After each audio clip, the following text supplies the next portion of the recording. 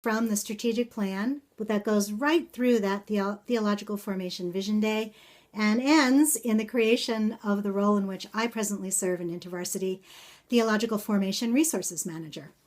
I've spent a lot of time in my first year on this job listening and having conversations all across our movement. Basically, I'm hearing two things. The first is this.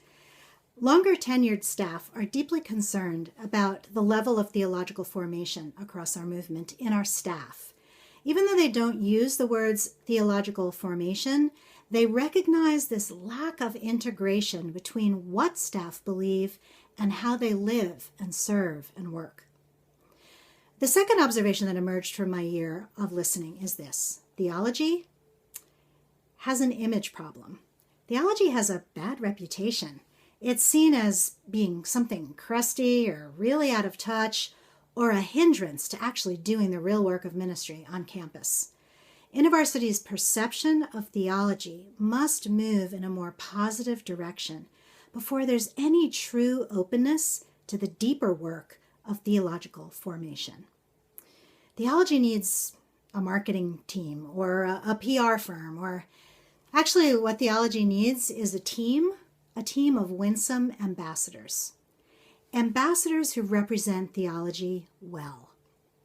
Winsome ambassadors who can testify to the life-changing power that infuses our ministries and our lives as we allow the Holy Spirit to transform us by the renewing of our minds. Enter the Theology Guild. The Theology Guild is going to result in two primary outcomes. The first is a series of theological formation mini-courses based on InterVarsity's doctrinal basis for use all across the movement. And the second outcome is 24 young staff who have been mentored in their own theological formation to think deeply and communicate effectively about the intersection of theology and mission. 24 winsome ambassadors for theology. So the Guild will produce both content resources and human resources.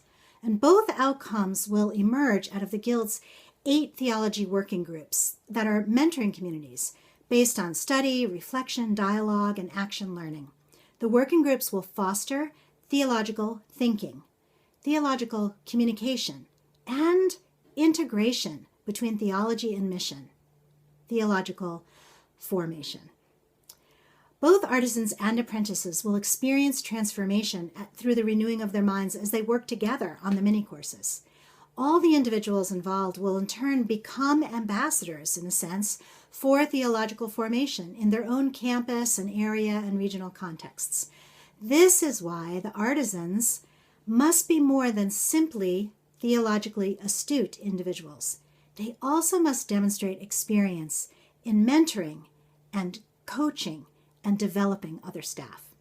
Both theological acuity and intentional mentoring stand at the center of the intended outcomes for the Guild. Either one of these qualities, in the absence of the other, misses the ultimate commitment to theological formation as the goal for staff discipleship in the area of theology. We have no guarantee that any resources that we produce at the national level will get widespread traction or use. But the chances for use are greater if the resources are made by field staff for field staff. When I accepted my present job in the Discipleship Initiative, I thought a lot about stickiness. Actually, to be honest, I worried about stickiness, and I prayed about stickiness. And as I've listened across our movement this year to both the scope of the problem in discipleship of staff, the area of theology, and the nature of theology's reputation, I've come to see that the apprentices really are the key to creating stickiness for the products of the Theology Guild. The apprentices will keep us grounded. They will keep us in touch with what works in the field. Apprentices are young, they are articulate, and they are winsome. They must be winsome communicators. Their voices and their experiences and their influence will shape the design and the production of the mini-courses.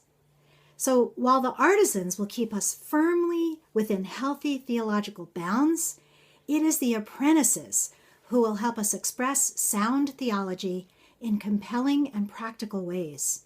Their presence on the project in numbers large enough to represent the broad swath of our staff team will be absolutely critical to creating the stickiness we all desire that will be attached to the Theology Guild and its work.